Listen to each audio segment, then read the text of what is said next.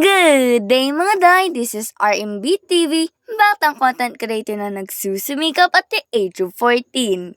Kaya umpisa na natin, let's go, go, go! So, another school vlog for today nga tayo. Hindi naman ganun ka-eventful ang araw na to. Just a few tests here and there and syempre discussions. Nag-check rin kami ng mga ilang assignments natin because honestly, huli na pala kami sa mga lessons kasi marami kami mga competitions na sinalihan leading to many excuse sa class. Dahil malapit na nga ang exam season and all. Actually, wala nga akong quiz or pagsusulit sa Filipino nun kasi nasa training ako ng Jorn. So, nag-take ako today. Next subject na nga and ito may pinababasa sa aming poem. May pinamemorize din sa amin and honestly, these poems are literally ganun naman talaga lahat ang mga poems. May meaning but that's what interests me. We're going to the science laboratory na kasi doon ang klase namin. We're gonna go down from 4th floor to 2nd floor. So, I got my stuff with me. Kailangan daw ng whiteboard apparently. I think magkakatch kami ng, quiz. Depende.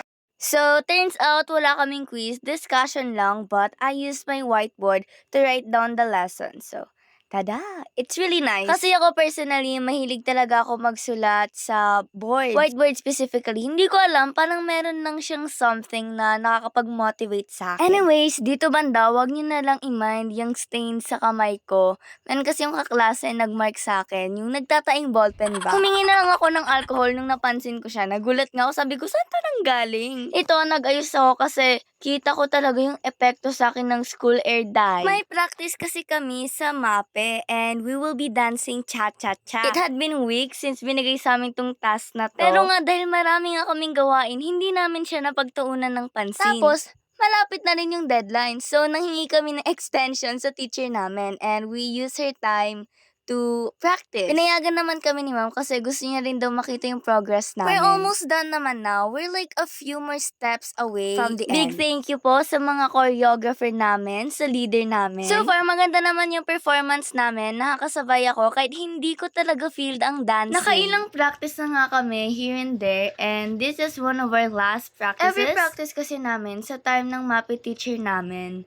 pinagpi-pre-final niya kami para makita yung progress namin. Yung kabilang grupo tapos na sila. So parang kami, sige go, to be fair, mahaba yung amin. Kaya medyo matagal and kailangan talaga ng practice kasi yung footwork nakakalito siya. Pero overall, naglinis kami kasi cleaners ako. Hindi ko na siya na-videoan but ito, pauwi na ako. Medyo late nga ako nakababa kasi nag-arrange pa kami ng seats and anyways, dahil late na nga kami nakababa, naka-off na talaga yung mga ilaw from 2nd, 3rd floor and all. Anyways, that's all for the day. Thank you for watching. See you next vlog.